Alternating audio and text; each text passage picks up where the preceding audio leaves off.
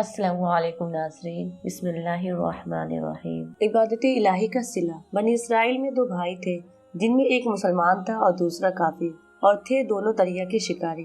کافر بت کو سجدہ کرتا تھا، مگر جب مچھلیوں کے لیے جال دریا میں ڈالتا تو اس قدر مچھلیاں اس میں آ جاتی تھی کہ اس کو کھینچنا مشکل ہو جاتا تھا، مگر مسلمان کے جال میں صرف ایک ہی مچھلی آتی تھی اور اسی پر صبر کے ساتھ خدا کا شکر ادا کرتا تھا۔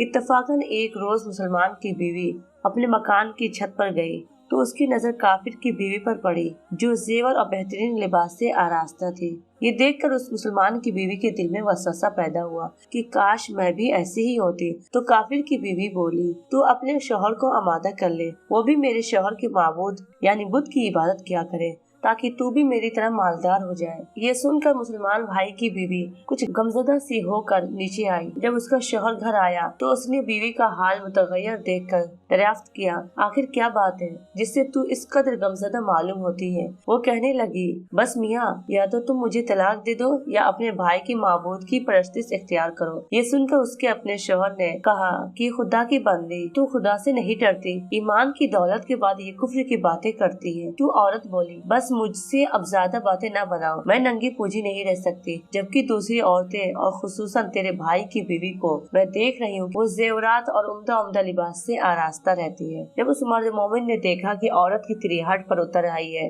اور اس کا اصرار حد سے بڑھ چکا ہے تو اس نے عورت کو تسلی دی، کہا اچھا، گھبرانے کی ضرورت نہیں ہے، میں کل سے کاریگروں اور مزدوروں میں جا کر محنت کر کے تجھے روزانہ 2 درہم دیتا رہوں گا، تو اس سے اپنی حالت درست کر لینا۔ یہ سن کر عورت کو کچھ تسکین حاصل ہوئی اور سویرے ہی وہ مرد مومن مزدوری کی تلاش میں نکلا، لیکن کسی نے اس کی بات نہ پوچھی۔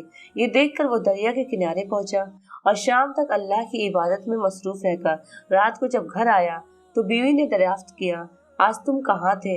تو وہ کہنے لگا، میں بادشاہ کی خدمت میں تھا، اس نے مجھ سے 30 دن کام کرنے کی شرط کی ہے۔ عورت بولی کہ آخر وہ بادشاہ تم کو کیا دے گا؟ تو اس نے جواب دیا کہ میرا بادشاہ بڑا کریم ہے اور اس کے خزانے مال و دولت سے بھرے ہوئے ہیں، وہ مجھے دے گا جو میں چاہوں گا۔ چنانچہ اسی طرح برابر وہ اپنے معبود برحق کی عبادت میں مصروف رہا۔ اور تیسری رات ہوئی تو بیوی نے کہا، سنو میاں، اگر کل تم نے مجھے مزدوری لا کر نہیں دی تو تم پر مجھے طلاق دینا لازم ہو جائے گا۔ یہ سن کر اس کو کسی قدر پریشانی لاحق ہوئی اور تیسری صبح کو اس نے ایک یہودی سے کہا، کیا تم مجھے مزدوری پر لگا لو گے؟ یہ سن کر یہودی کہنے لگا کہ ہاں، تم کو مزدوری تو مل جائے گی، لیکن شرط یہ ہے کہ میرے پاس تمہارے کھانے پینے کا کوئی انتظام نہ ہوگا۔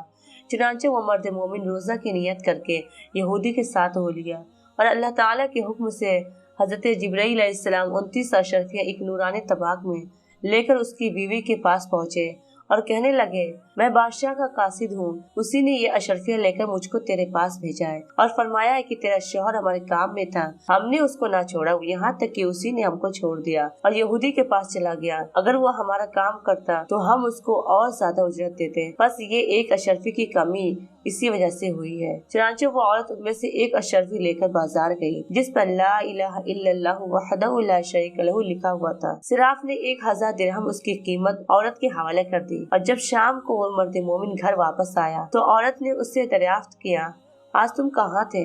اس نے جواب دیا کہ آج میں ایک یہودی کے کام پر گیا ہوا تھا۔ تو بیوی کہنے لگی کہ آخر بادشاہ کی خدمت ترک کر کے تم دوسرے کی خدمت کیوں کرتے ہو؟